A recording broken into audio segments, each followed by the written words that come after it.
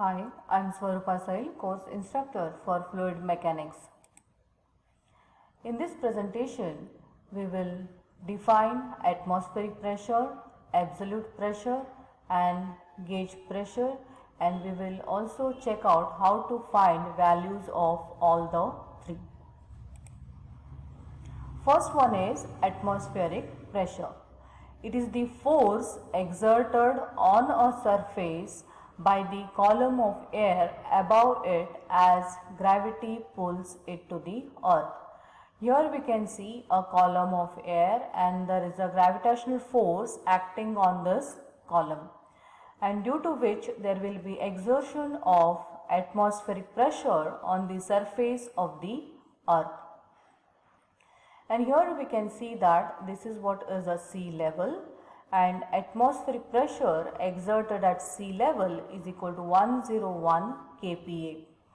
And near the sea surface, the number of air molecules will be more, that is density is more, and hence pressure is also more. But as we move upwards, the number of air molecules decreases and hence pressure also decreases as we move upwards. At Mount Everest level, we can see pressure equal to 31 kPa, which is less than 101, and as we further move on upwards, it will be 0 kPa as there are no air molecules above this level.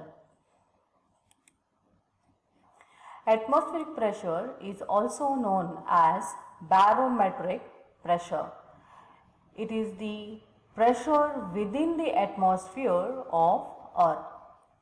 The standard atmosphere is a unit of pressure and it is defined as 101,325 Pascal, which is equivalent to 760 mm of Hg.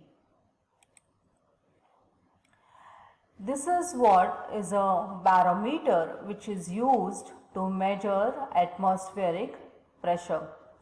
Here we can see a glass tube which is 1 meter long and it is closed at top after filling it up with mercury, and then it is kept inverted in a bowl of mercury. A small quantity of mercury will drop into the ball and thus vacuum will be created on upper end of the glass tube. The atmospheric pressure which is acting on the surface of mercury will push the mercury into the glass tube, and hence it will support a column of mercury of height equal to h and it will be equal to 760 mm. So if we know h, we will be able to find what will be atmospheric pressure exerted using equation P is equal to W into h. Here this is what is point A. With the equilibrium considered at point A, we can write equation upward force acting due to atmosphere will be equal to downward force acting due to weight of mercury which is there in this glass tube. Hence we can write forces up is equal to forces down. That means upward forces will be equal to forces acting in downward direction. So upward forces will be equal to atmospheric pressure into area, and downward force will be equal to weight of the column of mercury, that is capital W. So we will write atmospheric pressure into area as it is, and weight can be written in terms of specific weight as specific weight is equal to weight divided by volume.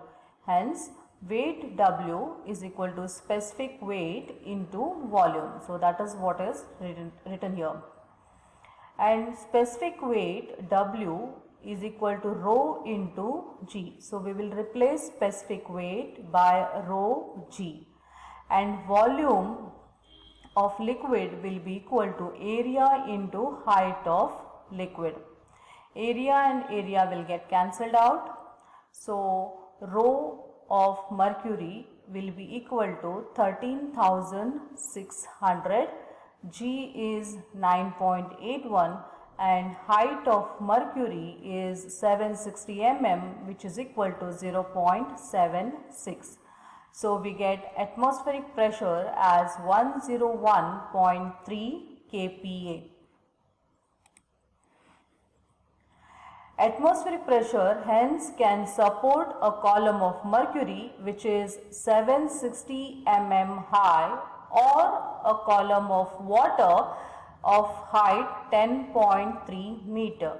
If suppose in a container there is water and a glass tube filled with water is inverted into it, atmospheric pressure will support a column height of water which will be equal to of height 10.3 meter. Now we will find out what is absolute pressure. It is the pressure measured from zero value. So it uses perfect vacuum as its reference. So here this bottom line represents absolute zero pressure, and the pressure measured with reference to this line is called as absolute pressure, which is shown at two places. As locations change, especially when dealing with elevation changes, the reference point can change because of atmospheric pressure differences.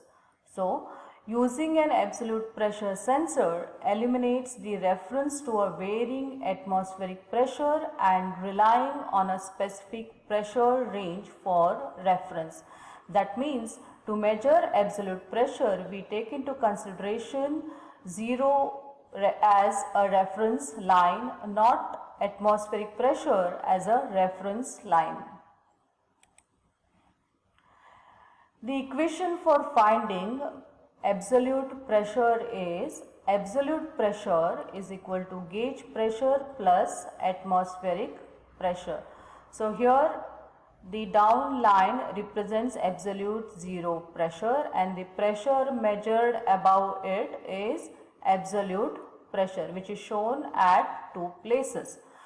And here if we want to find absolute pressure, that is at this point, so P absolute will be equal to P gauge, that is gauge pressure, plus atmospheric pressure, which is also called as barometric pressure. And if we want to measure absolute pressure at this point, so it will be written as atmospheric pressure, that is nothing but barometric pressure minus gauge pressure. And absolute pressure is used to measure pressures for aircraft. Now we will define gauge pressure.